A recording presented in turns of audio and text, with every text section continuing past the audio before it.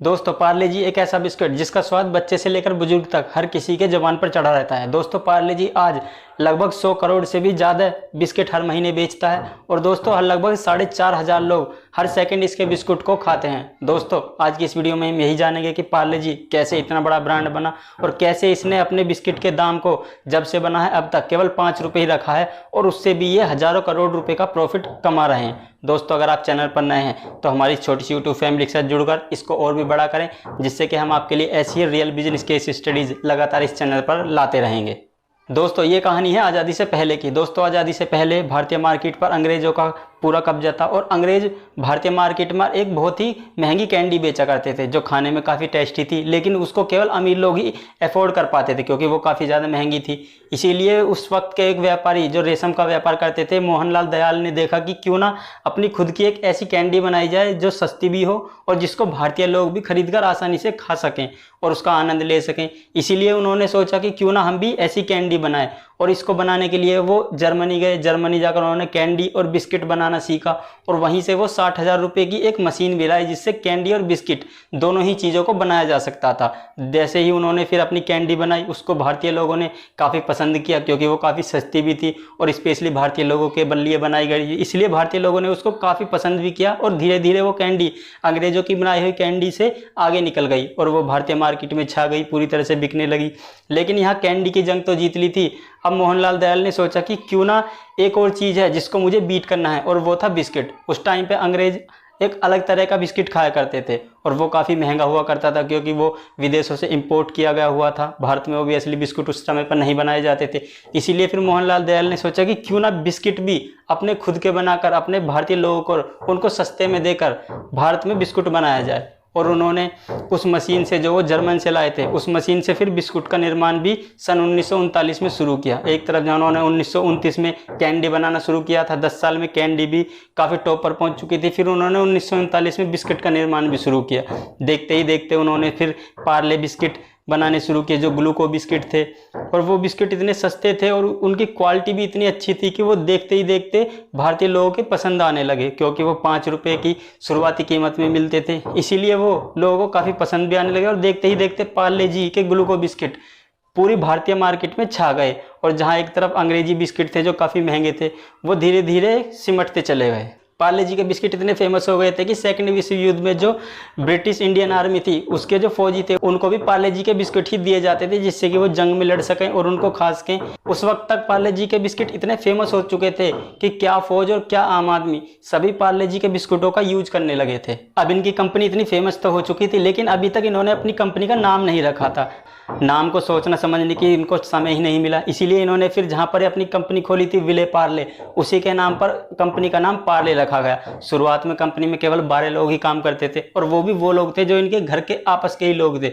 वही कोई इंजीनियर, कोई प्रोडक्शन मैनेजर के पद पर काम कर ये 12 लोगों ने ही कंपनी को काफ़ी बड़े ओहदे पर पहुँचा दिया था। और दूसरे विश्व युद्ध के बाद तो पार्ले के ग्लूकोज बिस्किट की डिमांड इतनी बढ़ गई कि इसकी कमी होने लगी। उस समय पर देश आज़ाद हुआ था और ज़्यादातर जो हिस्सा था जहाँ पर गेहूं उत्पादन किया जाता था वो पाकिस्तान के हिस्से में चला गया था, इसलिए भारत में गेहूं की कमी पड़ गई। एक तरफ लोगों के खाने के लिए भी गेहूं की बहुत शॉर्टेज हो गई थी, इसलिए कंपनी का जो गेहूँ का स्टॉक था वो भी धीरे धीरे खत्म होने लगा था। जहाँ कंपनी के पास गेहूँ का स्टॉक खत्म हुआ इसीलिए फिर कंपनी ने बिस्किट जो बनाने थे वो बंद कर दिए और काफ़ी दिन तक कंपनी का प्रोडक्शन बंद रहा। फिर कंपनी ने जौ से बिस्किट बनाने शुरू किए और टीवी पर एक ऐड चलाया गया कि जब तक भारत में गेहूं की पूर्ति नहीं हो जाती तब तक हम जौ से बिस्किट बनाएंगे और इसके लिए लोगों का साथ देने की इन्होंने अपील भी की थी। लोगों ने भी कंपनी का काफ़ी साथ दिया और अपने स्वदेशी प्रोडक्ट को बढ़ चढ़कर खरीदा। हालांकि वो गेहूं के बजाय जौ से बनाए जा रहे थे लेकिन जौ से बनाने के बाद भी उनकी क्वालिटी भी बेस्ट थी, इसीलिए लोगों ने जौ से बनाने के बाद भी इनके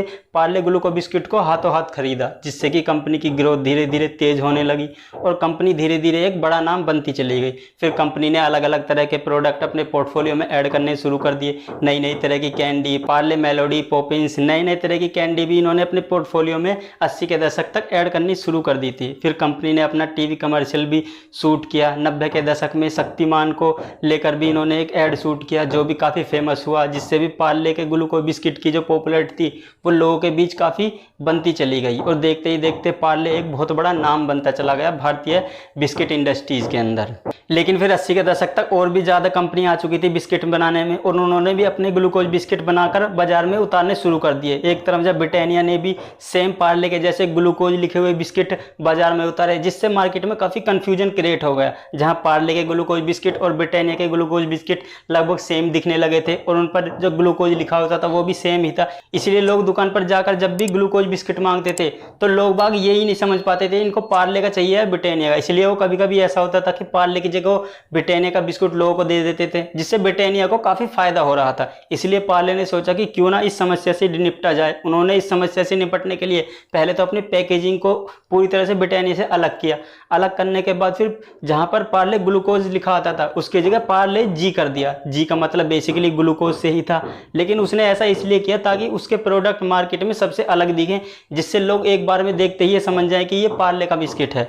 और इसीलिए इनका जो पार्ले जी जो बिस्किट ब्रांड था वो आज तक पार्ले जी के साथ उसको बेचते हैं। हालांकि आज जी के मायने बदल चुके हैं, आज जी का मायना जीनियस से निकाला जाता है। लेकिन दोस्तों ऐसा नहीं है कि कंपनी ने अपने पार्ले जी बिस्किट के दाम 5 रुपए से कभी बढ़ाने की कोशिश नहीं की। एक समय ऐसा आया था जहां पर कंपनी ने अपने बिस्किट के दाम को बढ़ा दिया था, लेकिन फिर लोगों ने उनके बिस्किट को खरीदना बंद कर दिया। इसीलिए फिर कंपनी ने वापस से अपने प्राइस को 5 रुपए पर हिला दिया। और लेकिन फिर इन्होंने प्राइस को तो 5 रुपए पर ही रखा, लेकिन बिस्किट का जो वेट था धीरे धीरे उसको कम करते चले गए, बिस्किट की क्वांटिटी कम करते चले गए, जिससे लोगों को भी लगा कि कभी प्राइस इसके बढ़े ही नहीं।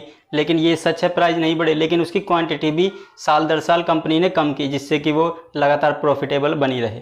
सन 91 तक पार्ले विज्ञापन की दुनिया का भी राजा बन चुका था और ये बिस्किट की दुनिया का भी राजा बन चुका था। 91 के दशक तक बिस्किट में पार्ले जी के पास लगभग 70% हिस्सेदारी थी। हालांकि उस टाइम पर और भी काफ़ी सारे ब्रांड आ चुके थे, लेकिन उन ब्रांड के आने के बावजूद भी पार्ले जी की जो सफलता थी वो बिल्कुल भी कम नहीं हुई थी। दोस्तों फिर पार्ले के प्रोडक्ट की रेंज इतनी बढ़ चुकी थी कि पार्ले को 3 हिस्सों में डिवाइड करना पड़ा। पहला बना पार्ले फूड्स, जिसमें बेसिकली बिस्किट जैसे प्रोडक्ट रखे गए। दूसरा था Parle agro and foods limited, जिसमें पेय पदार्थ रखे गए जैसे कि एप्पी फिज है, पार्ले के जितने भी पीने योग्य पदार्थ हैं वो हैं। और तीसरा बना पार्ले बिस्लेरी, बेसिकली जो बिस्लेरी ब्रांड है, पानी का ब्रांड है बहुत बड़ा, वो बना। तो इस तरह से इनके जो पूरा पोर्टफोलियो था उसको अलग अलग डिवाइड कर दिया गया, जिससे कि बिजनेस को देखरेख करने में उसको आसानी होने लगी। और पार्ले की जो कंपनी थी वो धीरे धीरे और भी तेजी से ग्रो करने लगी। अभी बेसिकली इन तीनों ही कंपनियों का स्वामित्व चौहान परिवार के पास ही है और चौहान फैमिली ही इन तीनों बिजनेसेस को मिलकर एक साथ चला रहे हैं।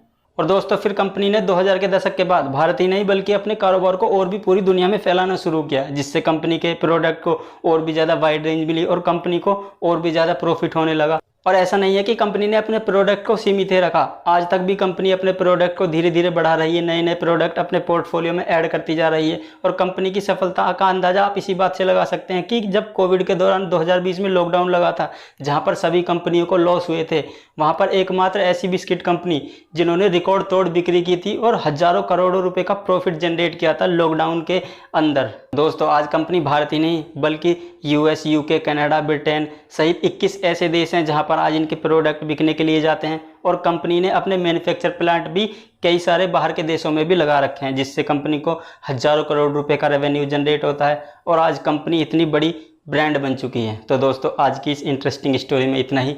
वीडियो कैसी लगी अपनी राय कमेंट में जरूर दें और thanks for your valuable time.